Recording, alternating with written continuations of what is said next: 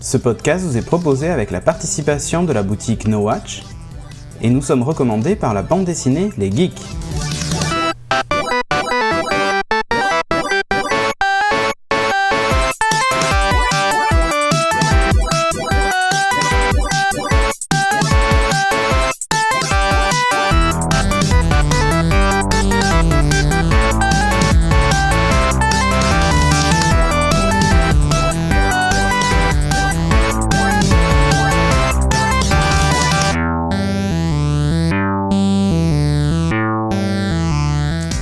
Bonjour et bienvenue dans ce numéro 113 de Geeking et attention, welcome to Fabulous Las Vegas puisqu'en fait c'est un spécial. Ouais, toute la partie news va être consacrée quasiment au CES de Las Vegas avec toutes les annonces, les ultrabooks, tout ce qui a été annoncé, le Gorilla Glass 2, là, ce fameux écran ultra résistant qu'on trouve sur les smartphones actuels, donc il y a une nouvelle version qui arrive. On va détailler ça de suite dans les news. Au sommaire, on va parler de mangas, de séries, de livres et de je sais plus quoi. Il y aura toujours le son de la semaine et vu qu'on a dit qu'on avait un invité une semaine sur deux, il y aura le courrier des lecteurs. Alors pour cette fois, il n'y en aura pas puisqu'on ne vous a pas encore expliqué ce que c'était, mais on va justement en profiter pour vous expliquer comment nous laisser des messages et tout ça quoi. Voilà, et on enchaîne tout de suite avec Magnéto.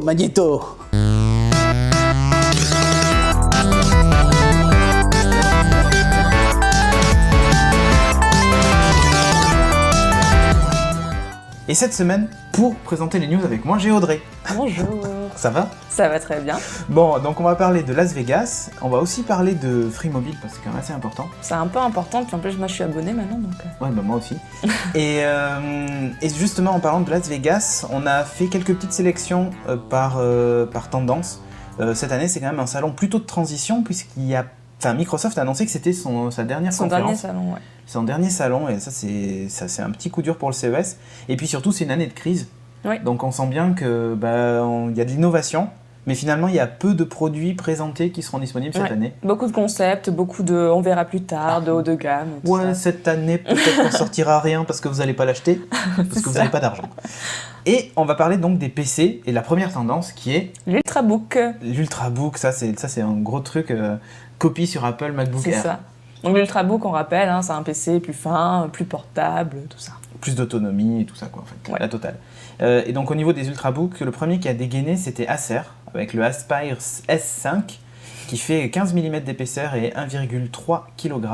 Le deuxième de l'Ultrabook, c'est HP avec le HP Envy ou Envy 14 Spectre, qui intègre un Intel Core i5, 4 Go de mémoire vive, un SSD, plein d'autres choses comme d'hab, et surtout il est recouvert de Gorilla Glass. Ouais, exactement, Gorilla Glass, donc c'est le fameux truc qu'on retrouve sur les écrans de téléphone ou de tablette, qui évite les rayures, qui se nettoie plutôt facilement. Et là, c'est assez étonnant de le retrouver à l'extérieur, puisqu'il sert pour la coque et tout ça, et bon, il sert aussi pour l'écran, mais vu que là c'est pas un écran tactile, ça fait bizarre de voir du Gorilla Glass. Donc, bon, bonjour les reflets quand même sur l'écran interne, c'est juste ça. Et puis même à l'extérieur, c'est un vrai miroir. C'est ça. Si tu nettoies bien, tu te recoiffes avec. Tu te recoiffes avec, ouais. On note quand même un truc sur le HP Envy, c'est le NFC. Qui est présent, et donc si vous avez un Galaxy Nexus, vous pouvez utiliser le NFC, ou même d'ailleurs pas qu'un Galaxy Nexus, un Nexus S qui intègre le NFC, vous pouvez l'utiliser pour transférer de la musique ou ce genre de truc quoi. Donc il est un peu plus gros et un peu plus lourd que le premier de Acer, il fait 1,8 kg et 20 mm d'épaisseur. Ouais, ça je pense que c'est à cause justement de la vitre et de tous les trucs qu'ils ont mis dedans, bits audio et compagnie. Lui il sort par contre, ouais, lui il sort, février. 8 février aux États-Unis à $1,400. Voilà, le Aspire, on n'a pas encore de date, on ne sait pas trop. Par contre, le Aspire, avec ses 15 mm d'épaisseur, c'est le plus fin de tous les ordinateurs portables du moment, puisque voilà, il est à peine plus épais finalement qu'un téléphone. Donc c'est ça qui est très impressionnant. Au niveau des PC, il y avait un autre truc, même si Microsoft s'en va. Ouais, ils ont présenté la pré-bêta de Windows 8 avec pas mal de nouveautés. Dont l'eye tracking dont tu parlais tout à l'heure. Voilà, l'eye tracking et... compatible Kinect PC. Ouais, parce qu'en fait, ils nous ont sorti un nouvel accessoire qui est Kinect PC et qui n'est pas compatible avec la Xbox, qui va sortir le 1er février à $249, donc repasse à la caisse. C'est quoi l'intérêt de Kinect PC ? C'est de pouvoir capter tes mouvements à 50 cm. L'autre n'était pas fait pour capter les mouvements quand on était près, donc en gros il est devenu myope, mais il voit vachement bien de près, mais pas de loin. C'est juste ça le truc, donc évidemment ça ne marche pas sur Xbox. Donc plutôt sympa, Kinect PC, on essaiera évidemment de le tester pour vous. Et on enchaîne avec les mobiles. Ouais, les mobiles et Motorola qui a annoncé toute une petite gamme de téléphones Android. Donc, avec des noms super simples à retenir. Ouais, Motolux, le Moto DeFi 2 Mini et surtout le Razr Max. Le Razr Max, c'est un peu le successeur du Motorola Razr qu'ils ont sorti il n'y a pas longtemps, sous Android, qui intègre par contre une très grosse batterie de plus de 300 mAh. Donc il a une autonomie de malade, ils annoncent 21 heures en usage intensif. Ça, c'est bien, ça. Ouais, oui, c'est un peu le gros défaut des smartphones. Et là, a priori, ils auraient réglé le problème d'autonomie. À voir. Et puis, c'est aussi Nokia. Avec le Lumia 900. Le Lumia 900, ouais. Qui, en fait, est la même chose. Enfin, reprend quasiment le design identique au 800. Sauf qu'il est un peu plus grand, puisqu'il a un écran de 4,3 pouces et une caméra frontale. Trop cool, la visio. Ouais, donc pour le moment, il va sortir qu'aux États-Unis au mois de mars. Chez AT&T, c'est une exclusivité. Il sortira peut-être chez nous. Mais c'est même pas sûr. Parce qu'en plus, il est LTE, a priori. Donc... Ah non, il n'est pas LTE, celui-là, je dis une bêtise. Mais bon, bref. Et HTC Titan 2 avec 16 millions de pixels. Millions Millions de c'est pixels. pareil. D'accord. Ouais, 2 fois plus que le Titan 1. Ouais. Et LTE. C'est tout. Mais ils sont toujours sur Windows Phone et ça change pas. Bon, après, il y a eu toute une flopée de terminaux sortant sous Android. Mais à la limite, on vous le détaillera une autre fois. Mais bon, voilà. Il n'y a pas eu d'annonce vraiment fracassante de téléphone qui allait changer le monde, quoi. Puis autre tendance quand même, les tablettes. Alors c'était la grosse tendance de l'année dernière du CES. Et ça continue mais pourtant qui n'a pas confirmé, mais ça continue quand même. Ouais. L'Acer Iconia Tab avec un processeur Tegra 3, un écran de 10 pouces Full HD en 1080p. Ouais. Et par contre, pas de date de sortie. Pas de tarif. Pas de prix. En fait, il y a eu pas mal de tablettes annoncées, mais celle-là, ça fait partie des plus attendues, puisque voilà, un écran. Un bel écran. 10 pouces Full HD. C'est assez incroyable, ça fait une résolution d'écran qui est incroyable, et puis un processeur Tegra 3 qui permet de faire tourner pas mal de jeux et tout. D'ailleurs pour la démo il y avait un Crysis qui tournait, est-ce que c'était une vidéo ou est-ce que c'était vraiment le moteur de rendu, à voir. Au niveau des télés, puisque ça aussi c'était une grosse tendance du salon, à la limite c'est même là qu'il y a eu le plus d'annonces. Ouais, toujours plus grand, toujours plus beau. Toujours plus fort. Et LG qui a quand même dévoilé une télé 4K de 84 pouces. Elle sera a priori aussi dispo en 60 et en 72 pouces. Pour ceux qui n'ont pas trop de sous, tu vois. Ouais, voilà. Mais 4K, c'est quand même 4 fois la résolution des télé Full HD actuelles qui ont déjà des images assez impressionnantes.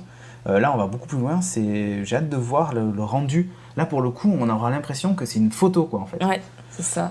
Et puis chez LG aussi, donc, un très 55 impressionnant. pouces en OLED, très très impressionnante, elle était très jolie, super fine, avec une image très contrastée et un prix qui fait un peu mal. Ouais, qui avoisinerait les $8 000. Voilà, donc là, si vous avez gagné au loto vendredi 13, vous pouvez nous offrir une télé.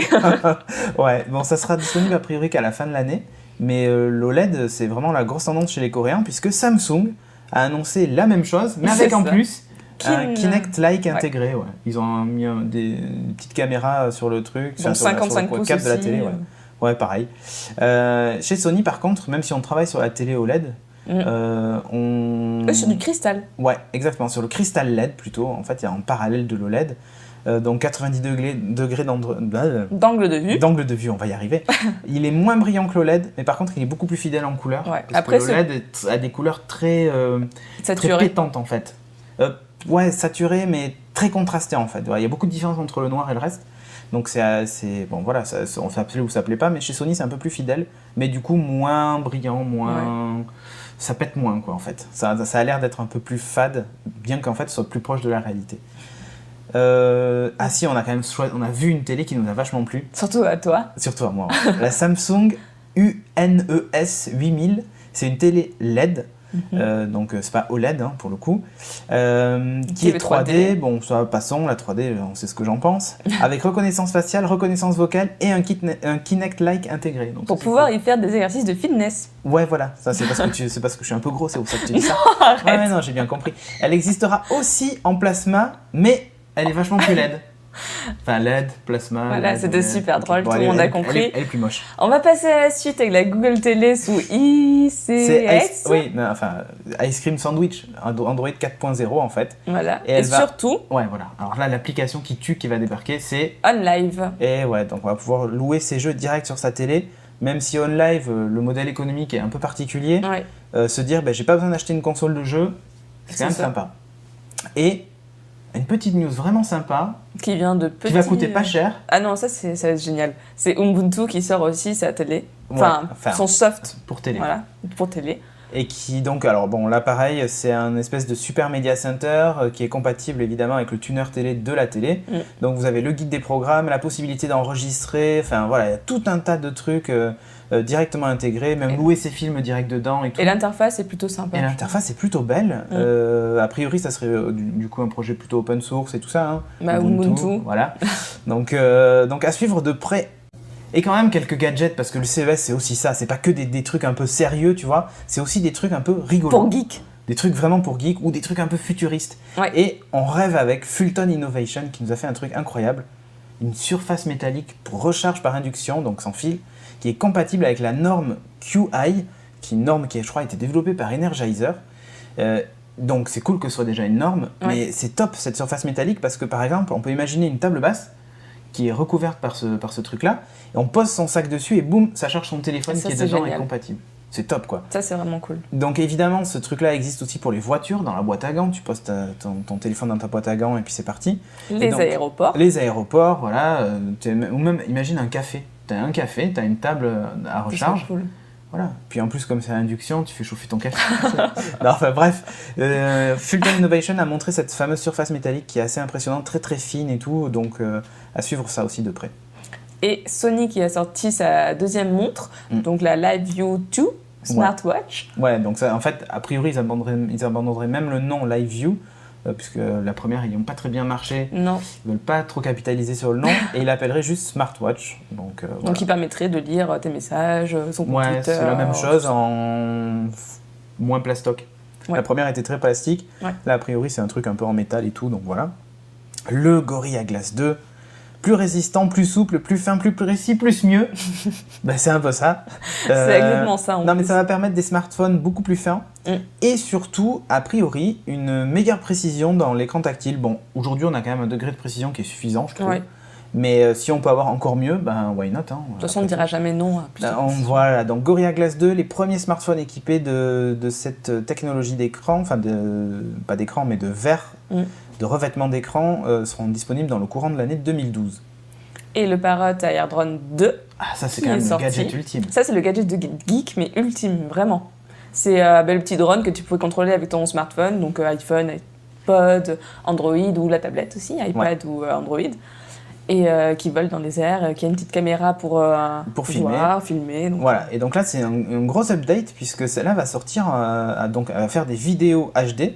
Alors déjà l'Air Drone est un petit peu plus petit, il y a donc un nouveau soft qui s'appelle Air Free Flight 2.0, donc c'est la nouvelle version, qui va permettre d'enregistrer ses vols et tout ça. Il y a maintenant des nouveaux capteurs aussi dans l'Air Drone, puisqu'il y a un capteur de pression et un gyroscope pour une meilleure stabilité même dans les altitudes les plus élevées. Et on peut d'ailleurs aller plus haut, je crois. Ouais, et puis plusieurs modes de contrôle. Et là, tu penses à moi dessus. Bah oui, parce que c'est des débutants experts. Donc toi, tu pourras enfin jouer en mode débutant. Je vais pouvoir jouer en mode débutant. Donc ça, c'est cool. Et il y a même un mode qui s'appelle Absolute Control, donc à suivre de près. Et là, on peut géolocaliser les vols et savoir s'il y a des pilotes près de chez nous. Voilà, ça, histoire d'aller jouer avec eux et de leur défoncer leurs aérodrones. Non, en plus, il a une nouvelle structure renforcée, donc ça c'est cool. Voilà. Au niveau du soft, quand même, il y a maintenant la possibilité de programmer des vols automatisés avec l'Air-Drone 2 pour enregistrer des vidéos. Ouais. Genre, je sais que la voisine est au 6e, je programme le vol pour qu'il sorte, qu'il monte, qu'il fasse un tour sur 90 degrés, qu'il vérifie toutes les fenêtres. C'est vraiment un truc de geek. C'est vraiment un truc de geek, t'as raison. Et pour terminer, dans les gadgets, il y a quand même un truc qui est aussi un ultime gadget, parce que pour le moment, il y a peu d'applications, et puis en l'état, ça n'a pas sa place dans son salon, c'est... L'écran Ayer. Ouais, Ayer, ouais. Ayer, qui est transparent. Ah ouais, c'est incroyable, ça. C'est assez... Enfin, quand on le voit comme ça, c'est assez bluffant, mais après, quand on regarde de plus près, c'est exactement ça. Quand tu m'en as parlé au début, je me suis dit, oh, ça va être trop cool. Et quand on a vu les vidéos, je fais, finalement... En fait, le truc, c'est que bon, déjà, il fait 22 pouces, c'est un petit écran, mais surtout, il faut un rétroéclairage extérieur. Donc, il faut que vous mettiez une source lumineuse derrière. Pour pouvoir voir ce qu'il affiche. Mais là où c'est assez impressionnant, c'est quand il est éteint, parce que pour le coup, c'est une vitre, quoi, en fait, il n'y a rien. Ils se font complètement dans ton salon. Ailleurs, on a aussi profité pour montrer des télés qui fonctionnent sans fil, ce genre de truc. Donc ça c'est cool les télés sans fil, mais pareil ça fonctionne à induction. Il faut mettre une plaque quelque part et puis voilà. N'essayez pas de poser votre télé sur la plaque à induction à la maison, ça marche, c'est pas tout à fait la même techno. Voilà. On a fini pour les news. Ouais. C'était cool Las Vegas, hein. C'était magnifique. Ouais, mais il nous en reste quand même une hyper importante. Oui, mais là on retourne sur Paris. Mais oui, on retourne sur Paris. Donc retour à Paris avec Free Mobile qui a annoncé... enfin dévoilé son offre mobile. Ouais, voilà. Donc elle est composée de 2 forfaits. Le forfait...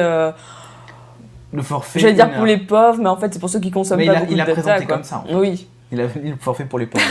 Mais oui, c'est vrai, c'est ceux qui consomment peu de data, donc 60 minutes, 60 SMS.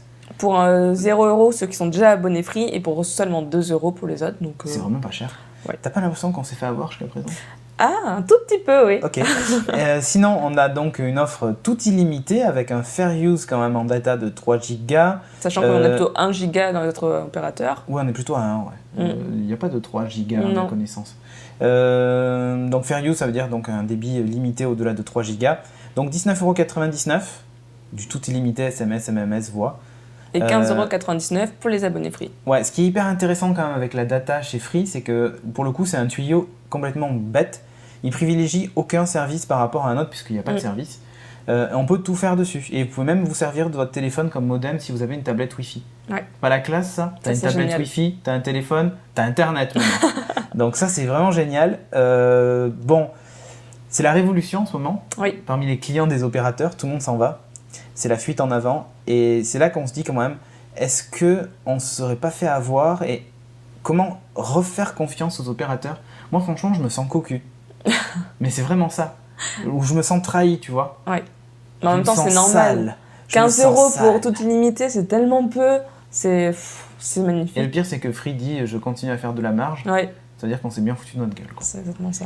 Enfin bref, on vous laisse juge et parti. Et puis évidemment, si vous êtes intéressé par l'offre mobile, c'est sur mobile.free.fr. On vous encourage quand même à regarder, c'est assez intéressant. Alors il n'y a pas de téléphone fourni avec quand même. Non. Il faut le préciser, on paye un crédit à côté. Bon, c'est vrai que moi j'achète mes téléphones à part, donc de toute façon j'utilise pas mes points opérateurs, donc de toute façon ce sera plus rentable. Mais ouais, c'est plutôt une bonne idée. Et on enchaîne tout de suite avec nos différentes rubriques. Merci Audrey. De rien.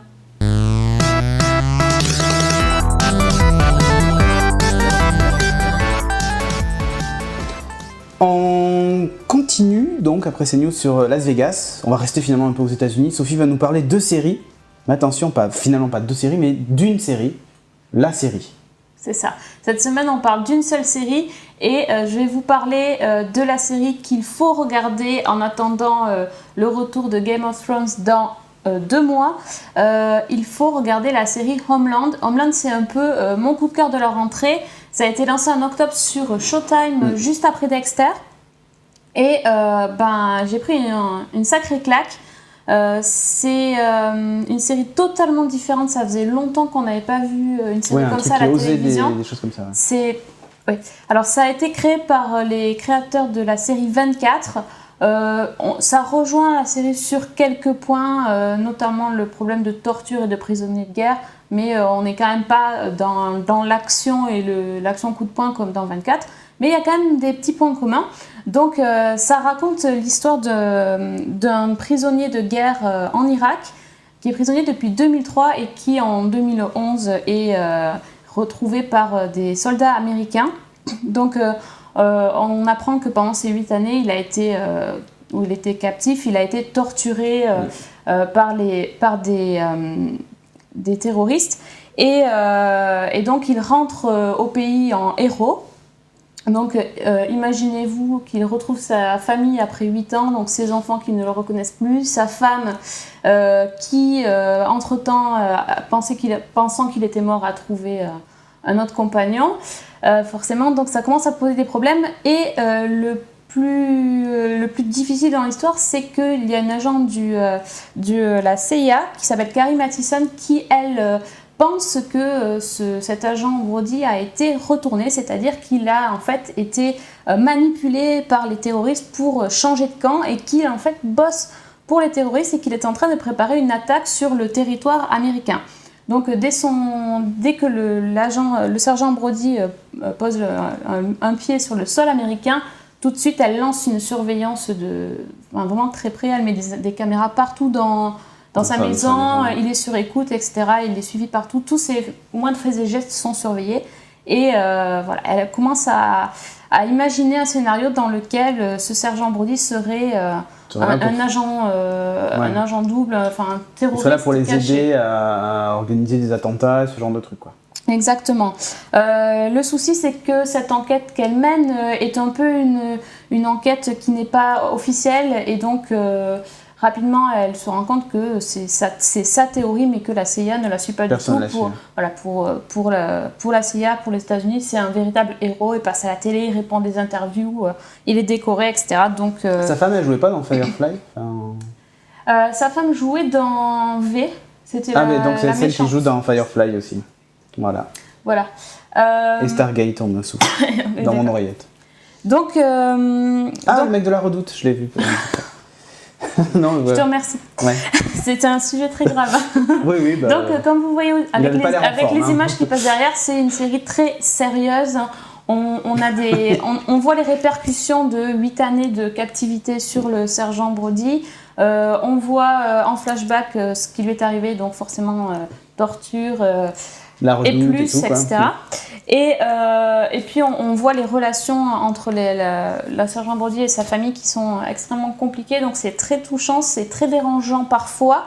Et le truc qui est génial dans cette série, c'est qu'ils ont osé mettre un agent de la CIA qui est psychotique. Donc Carrie, là, la jeune femme là, doit prendre des médicaments, elle a vraiment des gros problèmes psychologiques qu'évidemment elle doit cacher. Donc c'est assez bluffant. La femme qui est donc cet agent de la CIA, c'est Claire Danes, qui était dans la série Angela 15 ans, c'était il y a super longtemps, parce que maintenant elle a 30 ans. Et donc voilà, oui exactement. Elle a joué ensuite dans Roméo et Juliette, et puis on l'avait pas trop vue, elle joue dans des petits films indépendants, et c'est une super actrice. Là, elle a le rôle de sa vie, je pense. Je mets ma main au feu qu'elle va être... Si elle avait joué dans Star Wars, elle aurait eu le rôle de sa vie, mais là... non, je mets ma main au feu qu'elle aura une récompense pour la meilleure actrice. Elle est fantastique. Le sergent Brody, c'est Damien Lewis, c'est lui. C'est lui qui était dans Life, exactement. J'adorais cette série. Et dans la série Band of Brothers aussi. Si tu connais pas Life, Timothée, regarde. C'est moche. Et pour finir, il y a aussi un autre excellent acteur qui est Mandy Patinkin, qui était le boss de Esprit criminel dans les 2 premières saisons, mais qui a lamentablement planté tout le monde en se barrant. En plein milieu d'une saison. Salut les mecs. Voilà, c'est bon. Voilà. Mais il n'y a que des grands acteurs, une grande série qui... Alors on connaît à peine avec sa barbe quand même. Ouais, une série qui est vraiment très prenante, captivante, très lente. Alors attention, si vous aimez les séries où ça pète dans tous les sens, c'est pas pour vous passer votre chemin. C'est pas 24. C'est pas 24, c'est plus psychologique, mais très parano aussi en même temps. Parce que t'as envie d'être avec Brody, et par moment, il se passe des trucs et tu te dis « Ah non, mais en fait c'est un connard ». Et en fait non, mais en fait oui, et en fait non. Et alors j'ai pas encore fini la saison, il y a 12 épisodes, et pour l'instant, je ne sais toujours pas s'il est gentil ou pas. C'est ça qui est génial, on ne sait pas, et je pense que jusqu'au bout... Donc tu recommandes chaudement. Vraiment. Regardez.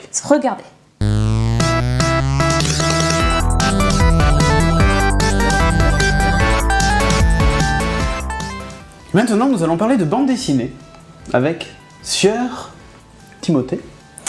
Et on va parler de BD française pour une fois. Enfin, pour une fois, non. D'habitude, on parle plutôt de trucs qui se passent outre-Atlantique ou outre.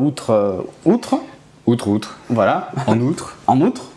Et donc là, on va parler donc de BD franco-belge, enfin du coup plutôt française. Enfin, je crois que c'est français. Qui respecte le format franco-belge. Voilà.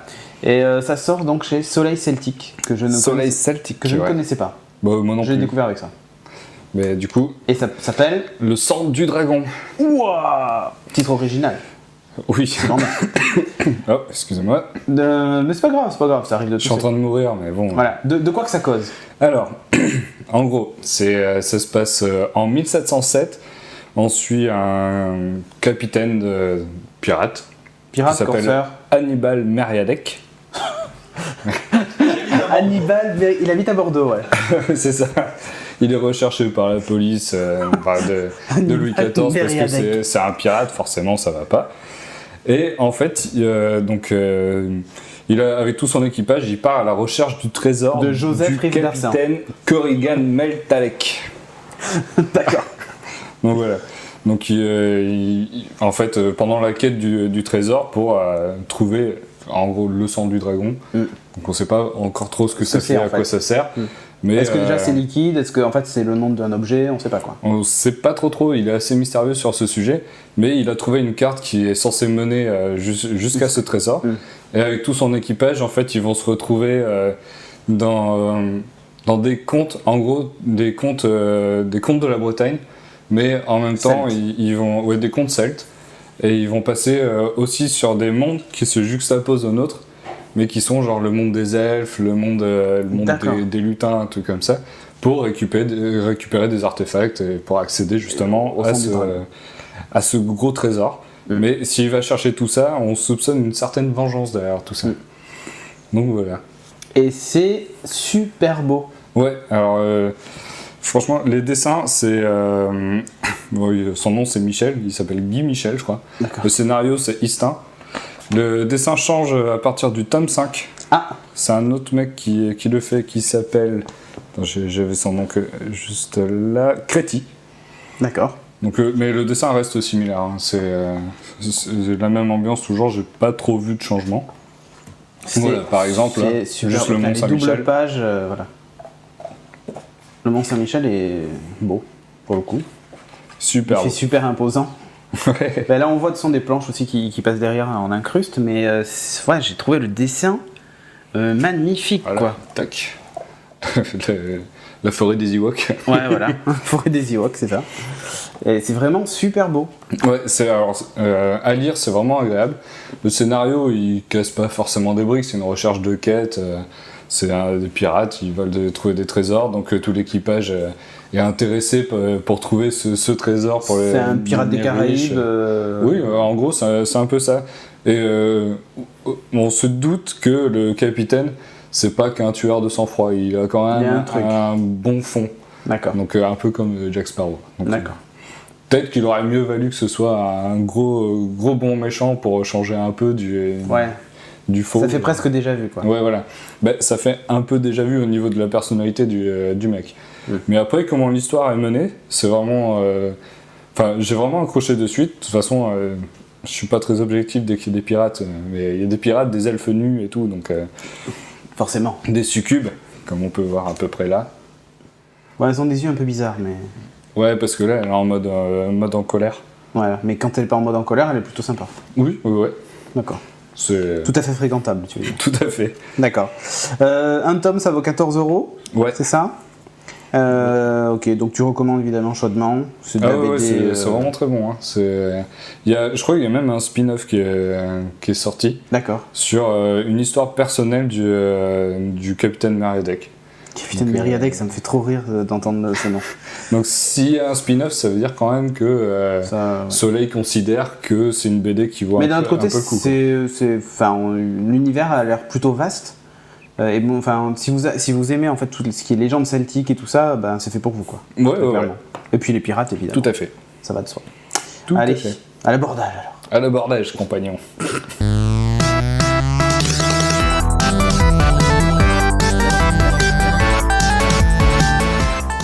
Cette fois-ci, je suis avec Audrey, mais pas pour parler de jeux vidéo. Non, enfin, cette fois. Ah, il y a un peu de jeux vidéo quand même, qui se cache au milieu.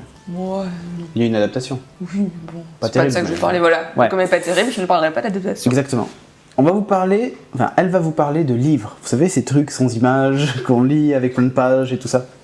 Et en plus d'une saga qui fait quand même pas mal de pages. Un tout petit peu. Bon, là, c'est la belle édition, pas le format pocket, qu'est-ce que c'est tout ça. Parce qu'on n'a pas dit, tu vois, j'attends que tu le dises. Bon, je le dis pas, je parle d'abord du nombre de pages, tout ça. Non. Je rigole. Non. Je parle de ce fabuleux livre de Pullman, À la croisée des mondes. Ouais. C'est un livre qui est en 3 tomes, donc là, n'ayez pas peur. Les formats pocket, ils sont moins impressionnants. Ils sont plus transportables, enfin plus facilement transportables dans le tram ou dans le moi, tu sais, j'ai toujours un annuaire sur moi parce que j'ai pas de répertoire dans mon téléphone. Bah donc... oui, c'est vrai. Bref. Donc il suffit que pour une fois je décide de pas téléphoner, je prends un livre à la place. Je vais commencer par le résumé. Du coup, je l'ai sous les yeux. Alors Lyra, 12 ans, qui est une orpheline rebelle qui vit à Jordan College. Orpheline au début, après on apprend qui sont ses parents, mais je ne spoilerai pas plus. Dans un monde parallèle qui ressemble beaucoup au nôtre, qui est Un peu plus steampunk, ouais. Plus fantastique aussi. Ils ont tous des créatures qui les suivent, qui peuvent se transformer. Donc là, c'était le singe de Madame Coutler. Et donc ils peuvent se transformer quand ils sont enfants et après ils se figent, enfin ils se figent dans une forme définitive quand ils arrivent à l'âge adulte. Oui, c'est ça. Enfin, quand quand la personne en fait arrive à l'âge adulte, il garde sa forme. C'est la loose, hein, si juste il vient de se transformer en un truc bien pourri. Non, parce qu'ils je sais. Voilà. Ils savent quand ça va s'arrêter, du coup ils prennent conscience et ils se figent quand il faut. Qu'est-ce qui se passe? T'as un organisme gouvernemental, le Magisterium, qui resserre son emprise sur le peuple et sur son monde. Et il y a plein de disparitions d'enfants. On se demande ce qui se passe, pourquoi ces enfants disparaissent. Il y a une rumeur. Est-ce que c'est le monsieur de la Redoute qui leur court après? On ne sait pas. C'est notre Lamastico, ça, c'est ça? C'est ça, c'est notre Lamastico. D'accord. La rumeur, c'est que les mystérieux enfourneurs volent les enfants, mais on ne sait pas pourquoi. Et Lyra, lorsque son meilleur ami Roger se fait enlever, va partir à la recherche de tous les enfants. Elle va essayer de le libérer et tout ça. Voilà. Logique. Logique, oui. Quand t'as 12 ans, c'est exactement ce que tu fais, quoi. Bien sûr. Alors, ce que je peux en dire, le premier tome est paru en 95, le dernier, donc le troisième, en 2002. Donc c'est pas tout récent. Quand je les ai découverts, moi j'étais assez jeune, ça se lit vraiment très facilement, faut pas avoir peur du nombre de pages. Et c'est un livre qui va avoir plusieurs lectures, donc quand t'es petit, tu vas en voir peut-être qu'une partie, et quand t'es plus grande, tu te rends compte que ça critique beaucoup la religion, la société, enfin... Il y a vraiment plusieurs niveaux de lecture. Oui, mais vraiment. Enfin, c'est pas qu'un livre pour enfants. Voilà. C'est comme dans Harry Potter. Ah non. non, Harry Potter, il n'y a pas de 1000 degrés de lecture. Non, oui, pour le coup, c'est un livre qui est un peu plus... Enfin, si vous le lisez maintenant, à l'âge adulte, en fait, c'est peut-être plus intéressant qu'Harry Potter, ou pas? Enfin... Du point de vue critique, tout ça, de la société, il y a un vrai fond, quoi, en fait. Surtout dans le troisième tome. Le premier tome fait quand même plus neutre, tout ça, mais le troisième, il met une bonne couche sur la société et la religion, quoi. Bon alors, qu'est-ce qu'ils en ont fait de ce livre? Parce qu'il y a eu un milliard de choses. Ils ont fait plein de trucs. Ils en ont fait une adaptation au cinéma. On a vu les images, ça vous dit peut-être quelque chose. C'était La Boussole d'Or en français. Ouais. Visuellement, je trouve qu'ils ont pas mal repris l'univers. Enfin, le côté steampunk est assez visible. Oui, j'ai mis quasiment que des images du film là pour l'incruste parce que mettre des pages de livres, ça n'a pas trop de sens. C'est pas très intéressant. Le film, sinon, il était beau visuellement, mais il était pas super intéressant. Il y a des effets spéciaux qui étaient un peu moisis quand même. Ouais, les sorcières, par exemple, c'est pas génial, quoi. Ouais. Ça fait limite des images de jeu. Donc c'est bof. Même à un moment, on voit l'ours qui pète un mur. Ouais. Et ça se sent, quoi, que c'est pas du... Ouais. Bon, voilà. Pourtant, ils avaient un peu de moyens. Un tout petit peu, et beaucoup d'acteurs. Ils avaient un super bon casting, mais ça n'a pas bien donné. Mais avant ça, ils ont d'abord adapté au théâtre, plusieurs fois d'ailleurs, parce que ça a vraiment bien marché. La première fois, c'était en 2003-2004, donc juste après l'apparition du troisième tome. D'accord. Ça a été repris en tout 4 fois, avec la première fois, donc ça a été repris 3 fois en fait. Et la dernière fois, c'était en 2009. La pièce, elle dure 6 heures. Oh. Et elle a été jouée qu'en Angleterre. Ah oui, quand même. Ouais. D'accord. Donc 6 heures, c'est un vrai investissement quand tu veux la regarder, quoi. Et adaptation radio? Ouais. BBC Radio 4. En 2004, ça a été édité en cassette et CD. Waouh. Ouais, sûrement qu'il y a un format numérique disponible. Ouais. Et ça m'étonne pas qu'il y ait autant d'adaptations parce que c'est vraiment un super livre. C'est un des premiers livres de mon enfance que j'ai vraiment apprécié et qui m'a fait plonger dans l'univers et j'ai pas pu en décrocher. Enfin, je le recommande. Tu recommandes le livre plus que le film? Ouais. Carrément. Le film, est-ce que faut le voir ou pas? Pas spécialement. Non, c'est et vraiment le jeu vidéo, non. Toi, tu y avais joué, Sophie. Il était nul. Ouais, c'est vrai, il était pas terrible. Non, mais je recommande que le livre. À la limite, le film, c'est juste pour te faire une idée de ce à quoi ça pourrait ressembler éventuellement. Oui, parce que l'univers est quand même plutôt réussi visuellement. Enfin, ils ont bien respecté le livre, je trouve. Et puis souvent, on se promène sur un ours polaire. Bah oui, toujours. Voilà. Autre chose à ajouter? Non, à part que si des gens sont très attachés à la religion, et notamment chrétienne, dans le troisième tome, ça risque de pas trop leur plaire ce qui est dit en sous-jacent, mais voilà. Okay. C'est un avertissement. D'accord. Un avertissement pour les chrétiens, c'est nouveau. C'est le Peggy. Peggy chrétien. Attention. Non, mais si vous avez fait votre première communion, ça risque de pas vous plaire. Je vais lire dans une interview, Philippe Pullman, il a dit, en parlant du péché originel, il faut perdre son innocence pour devenir complètement adulte, complètement humain, et c'est en cela que l'Église ont tort. Si le péché originel n'avait pas eu lieu, nous serions restés dans le paradis terrestre, mais avec la conscience d'un petit animal. Je vous laisse méditer sur ça.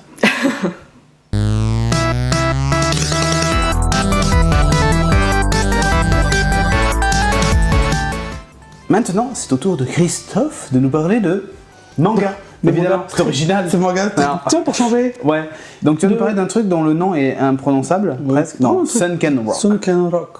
Ensemble, Sunken Rock. Tous unis comme un rock. Bon, voilà.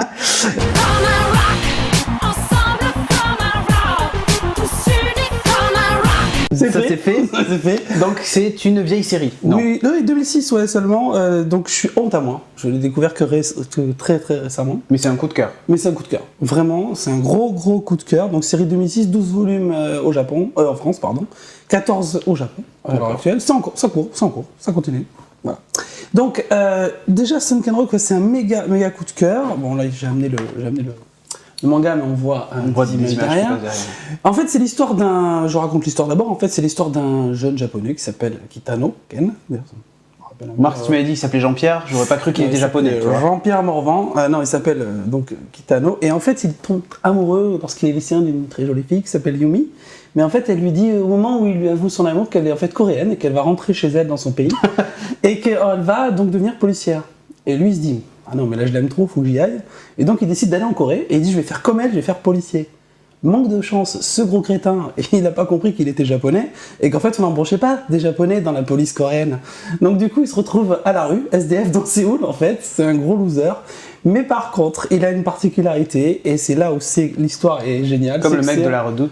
Non, j'ai pas tout lu.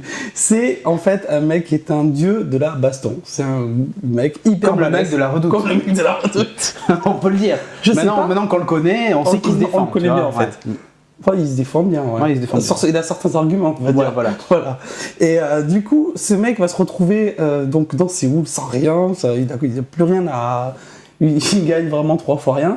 Et par hasard, en fait, comme c'est un naïf mais aussi un idéaliste, il va sauver la mise à un vendeur de shit, quoi, de ramen, qui va lui offrir le repas généreusement parce qu'en fait, il a plus rien à bouffer. Et ce pauvre vendeur de noix, il se faisait racketter par des mafieux. Il va lui sauver la mise, il va aller tabasser les mafieux, il va les mettre plus bas que terre. Et il va être repéré par un autre gang qui va en fait lui proposer de devenir chef de gang. En disant, bah écoute, toi tu te bats trop bien, et en fait tu vas devenir chef de gang.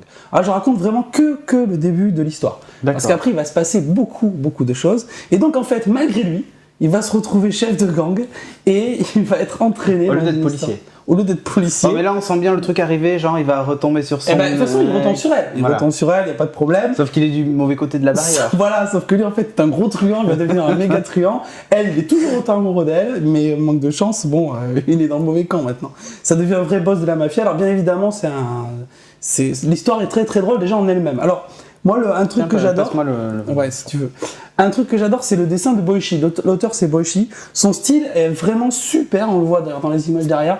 C'est un style qui est super soigné. Et en même temps, moi, ce que je trouve très très fort, on en a discuté avec Timo, il est d'accord là-dessus. En fait, il y a un style qui est vraiment très balèze lorsqu'on fait des dessins. Il y a un graphisme très recherché. Et en fait, des fois, au milieu d'une méga baston, il y a un méga cliffhanger. Voilà, non mais là, c'est surtout, il y a du SD en plein milieu fait du carré. Voilà, et au milieu, en fait, tu te retrouves avec une scène caricaturale, quoi. Avec effectivement des Kimengumi là, qui se baladent partout. Et tu te dis, mais qu'est-ce que ça vient foutre là? Et ça rajoute un trait d'humour. En bas de page, en fait, tu t'attends à un mec, il est en train de préparer son coup de poing, il va mettre une latte phénoménale, et juste après l'autre, je me rends! Avec une tête complètement débile. Et l'autre, il est qu'est-ce qui se passe et tout, il rate son coup de poing, il s'éclate la main contre le mur. C'est assez tordant. Et en fait, du coup, il y a un style qui est très marqué chez Boichi. Je trouve que la narration est aussi toujours très bien maîtrisée. Et ça, bon, moi je suis assez attentif à ça. J'aime bien quand on a un bon rythme, que c'est bien raconté. Il n'y a pas de problème, on a véritablement beaucoup d'action. La tronche qui fait. Non, mais au milieu de ça, c'est pas quand tu lui règles sa bagnole, fais voir le passage. Ouais, c'est ça. Parce Ouais, qu'en fait, avec les yeux, la tête. En fait, c'est un gros costaud, mais son point faible, c'est sa bagnole. Il n'arrive pas à le choper, donc il règle la bagnole, et l'autre, il pleure avec toutes les larmes de son corps. Et résultat, il lui saute dessus. Enfin, c'est complètement animé. Donc, ouais, franchement, moi, je le recommande chaudement. Et en plus, il y a, c'est pas fait pour déplaire à notre ami Timo, mais il y a aussi du sexe. Ah, c'est pas tout public alors. Non, moins de 15. Alors, tiens, justement. C'est génial, faut le dire. Ça défonce. Les filles sont magnifiques. Ouais, très sexy. Le baston Il y a de la déchire. baston. Et le mec est tripant à mort. Ah ouais, le mec, il est tripant. Je veux devenir lui. Je veux devenir ça, Ken, en fait. Ken. Et du coup, les filles, c'est hyper sexy. Il y a des images, faut pas trop les montrer. Surtout vers la fin du bouquin, c'est hyper Ah osé. oui, d'accord. C'est Non, vraiment du moins de 15. Je vais pas les montrer. Voilà, voilà que les scènes un petit peu. Ah oui, d'accord. Oui, voilà. d'accord. Donc, on va dire que c'est un seinen en fait. On pourrait le classer en seinen, hein, parce que c'est pas pour du shonen, c'est un peu. C'est un seinen. Hein. Voilà, donc les amateurs de seinen, foncez. Sunken Rock, gros coup de cœur. Donc ouais, 12 volumes. C'est clair que là, je vais tous les enchaîner. Tiens, Ouais. c'est original, il y a des photos. Ouais, alors en fait, c'est une façon de travailler des mangaka. En fait, beaucoup de mangaka, comme Boichi, et il explique d'ailleurs à la fin du bouquin, ils prennent beaucoup de photos. Donc dans Séoul, il est allé, puisqu'il a vécu aussi à Séoul, hein, c'est pas un hasard. Il a pris beaucoup de photos, et après, à partir des photos, sur un logiciel qui s'appelle, enfin c'est Comic, il est sur Apple en fait, ce logiciel. C'est Comic Studio en Amérique, mais c'est Manga Studio au Japon. D'accord. Et son Manga Studio, en fait, il travaille, il met les photos et il dessine les cases. et il dessine par-dessus. J'avais vu ça en fait à la masterclass de Katsura Takada, qui était présent à Orléans. Et il avait expliqué ça, beaucoup de mangaka travaillent comme ça. Pareil pour les trames, maintenant ils les font beaucoup en Manga Studio. Ils s'embêtent plus à les faire avant, ils faisaient des découpages et tout. Ça leur permet de gagner vachement de temps. Donc, voilà. Bah écoute, ça a l'air plutôt sympa. Ah ouais, non, franchement, ça déchire vraiment. Et c'est super bien fait quoi. Eh bien Voilà. écoute, ok. Donc, Boichi, Sunken Rock. Sunken Rock. Tous unis comme un rock. Voilà, allez, on enchaîne. Hein. Parti. Comment promouvoir ses podcasts préférés et se faire plaisir en même temps? Jean-Jacques nous répond. Il y a quelques temps, je devais me faire embaucher comme figurant dans le film Avatar pour pouvoir crier No Watching Force pendant la scène majeure. J'ai passé le casting et James Cameron, il a été séduit par mon imitation du ver de terre. Et alors, je devais être présent dans la scène finale, à côté de l'arbre. Mais j'ai été coupé au montage. Et sinon, il y a la boutique No Watch. C'est plus de 150 articles aux couleurs de vos podcasts préférés, qui vont du t-shirt basique au méga collector destiné aux mécènes. Mais dépêche-toi Jean-Jacques, car No Watch va bientôt changer de logo, et ces t-shirts deviendront des collectors. En plus, tu peux accéder à la boutique No Watch par Facebook. Alors n'hésite plus, fais-toi plaisir. Merci No Watch.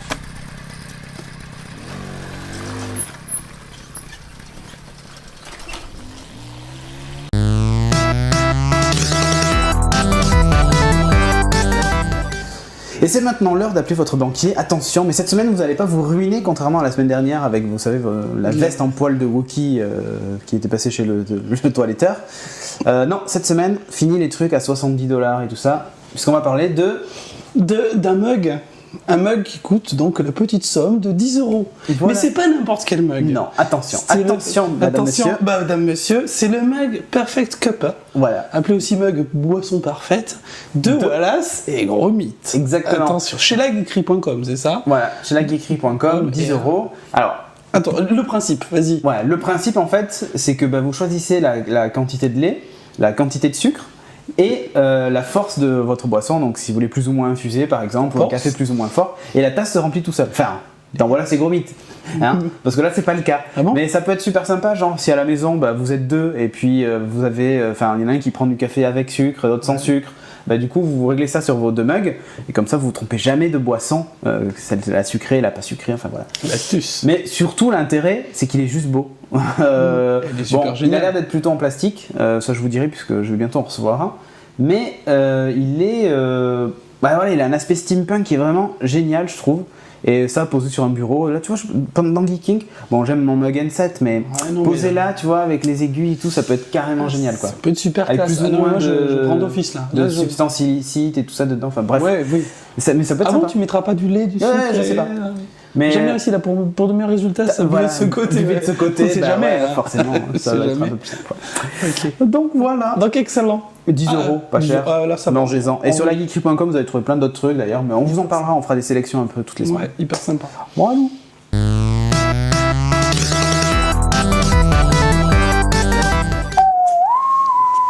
Je siffle vachement bien. Ouais, moi je sais pas siffler, alors je te laisse faire. Parce que moi ça va être ridicule après. Bon, vous l'avez deviné, on va parler maintenant du Doctor Who et plus exactement de son générique, puisque c'est le son de la semaine et c'est Exactement. Audrey qui s'y colle, puisqu'elle est devenue fan de Doctor Who, un jour comme ça, un dimanche. Mais genre hier, je me suis dit, oh tiens, je vais Si, devenir devenez fan de Doctor Who. Voilà.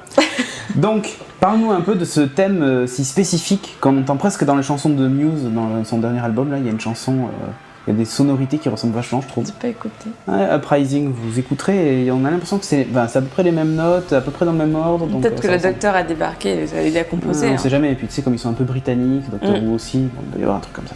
Doctor Who est complètement britannique. Bref, je parle du générique. Ouais. Enfin, du thème. L'enregistrement, il date de 1963. Composé par Ron Grainer. Ouais, là ça en va pas très bien, mais oui, c'est C'est Grainer. G-R-A-I-N-E-R. Et il a été donc composé par lui, réalisé par Delia Derbyshire. Ouais, Derbyshire. Ouais, bon, ils ont des noms d'anglais, quoi. Oui, normal.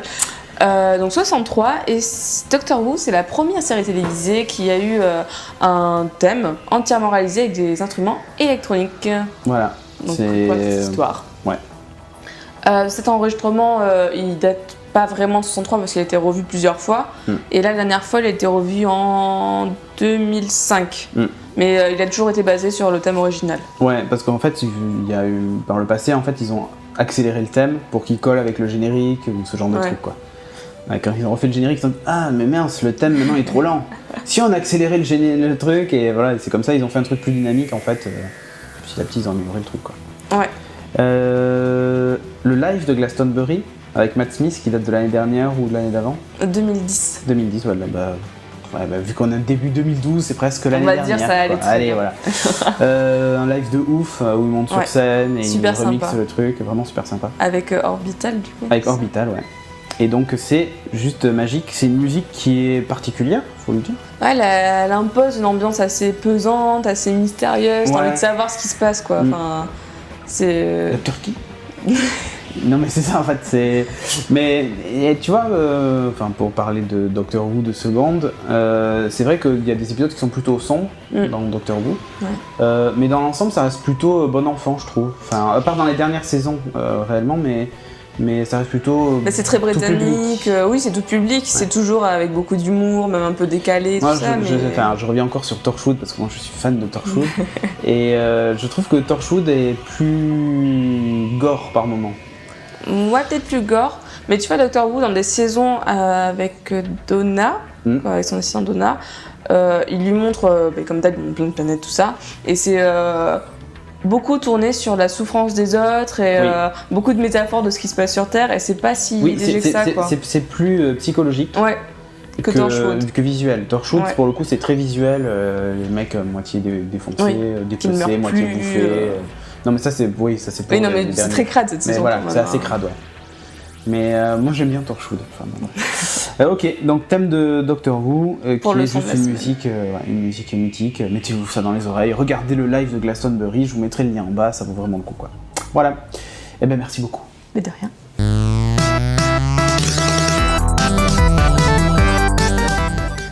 Une nouvelle rubrique qui sera en alternance tous les 15 jours avec la rubrique invitée. C'est la rubrique, alors, courrier des geeks, on va l'appeler comme ça.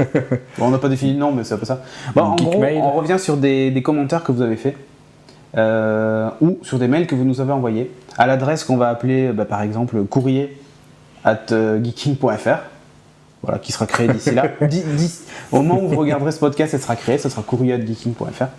C'est fort la technologie. C'est fort, hein, t'as vu, c'est incroyable. Et donc, on lira aussi des commentaires qui seront laissés sur le portail No Watch. Et sur...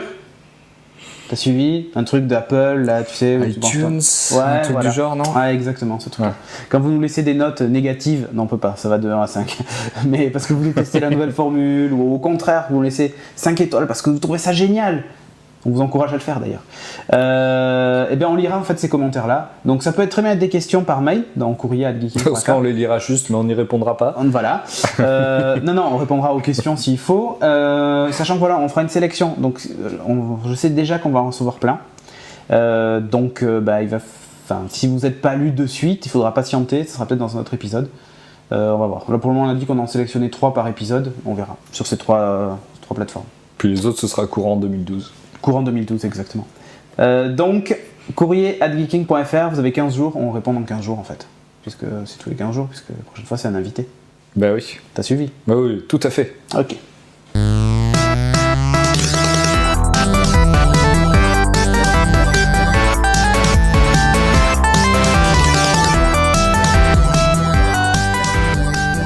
On termine cette émission avec la conclusion, parce qu'on l'a pas trop fait la dernière fois, mais maintenant on va le faire, parce que c'est rigolo. Donc je serai là avec un membre de l'équipe et on va conclure l'émission et revenir sur cette émission. Genre qui a été nul ce soir, tu vois, les sujets qu'on n'a pas aimés, ou au contraire ce qu'on a aimé, ou pas, non, on va parler que des trucs qu'on n'a pas aimés. C'est beaucoup plus sympa. Et donc toi aujourd'hui, qu'est-ce que tu as retenu de cette émission si tu devais faire une espèce de synthèse? Une espèce de synthèse. Alors j'ai retenu qu'il faut devenir un rescapé de la guerre pour devenir un héros aux yeux de tout le monde, devenir un chef de gang pour conquérir le cœur de sa douce qui travaille dans la police, devenir pirate parce qu'on devient riche et ça permet de se venger. Et qu'est-ce qu'il y avait d'autre Christianisme. Ah oui, il faut se foutre de la gueule du christianisme parce que c'est comme ça qu'on écrit des bons livres. C'est un peu ça. Et il faut boire son lait chaud dans un mug. Il faut boire son lait chaud, son mug à des conditions précises, sinon il est pas bon. Et pour avoir une série qui dure à peu près 50 ans, il faut être le premier à avoir un générique qui sort de l'ordinaire, genre utiliser que des trucs techno. Voilà. C'est ta synthèse, toi t'as retenu ça. À peu près. Hein. Qui a été mauvais cette semaine? Tu peux le dire. Tu peux te dire que c'est moi. Hein, non, mais Christophe. Ouais, comme d'hab. Comme d'hab. En fait, ça change pas trop. Chef de gang. Non, mais. Attends, me dis pas que tu t'es pas. Hein ça j'adore, mais moi j'ai pas de page qui colle. Par contre, ça colle, effectivement. Bon, allez, à la semaine prochaine. Et on peut dire ça, t'as vu maintenant, c'est trop cool. La semaine prochaine. À la semaine prochaine pour le numéro 114. Et la synthèse, moi, tiens, je vais faire une synthèse aussi vite fait. CES de Las Vegas, de la balle atomique, tout ce qui a été annoncé, c'était vraiment génial. et voilà. Et par contre, c'est la dernière année où il y avait Microsoft, puisqu'ils ont annoncé que du coup, ils se retiraient et qu'ils faisaient plus la keynote traditionnelle. C'est moche, hein? C'est nul. Et du coup, d'ailleurs, on peut se dire, c'est une année de transition un peu pour le CES. Et est-ce qu'il va continuer à exister si tout le monde commence à partir? Ils avaient déjà survécu au départ d'Apple, mais là, quand même, il n'y a plus Apple, il n'y a plus Microsoft. Il n'y a plus personne. Ouais, je sais pas. Est-ce que c'était le dernier CES dans ces conditions? À voir, à suivre l'année prochaine. 2012. Mais ce qui se passe à Vegas reste à Vegas.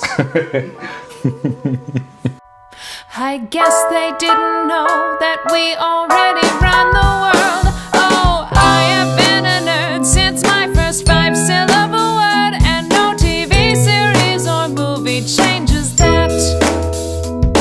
And I'll still be a geek now, vote for Pedro. So last week I do not care whether Milan endorses Plaid. Oh, I have been a nerd since long before anyone heard that Scrawny was the latest fashion trend.